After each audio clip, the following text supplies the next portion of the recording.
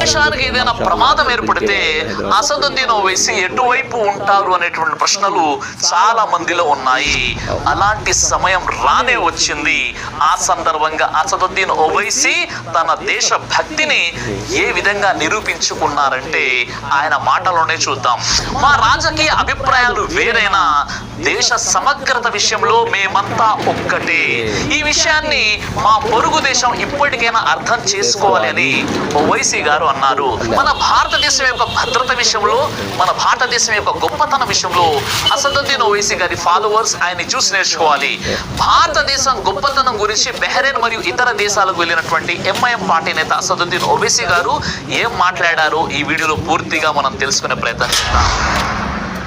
operation Sindoor తర్వాత పాకిస్తాన్ ఉగ్రవాద ఉన్మాదాన్ని ప్రపంచంలోని కీలక దేశాలకు తెలియజెప్పేందుకు అఖిల పక్ష పార్లమెంటరీ బృందం ఆల్ పార్టీ డెలిగేషన్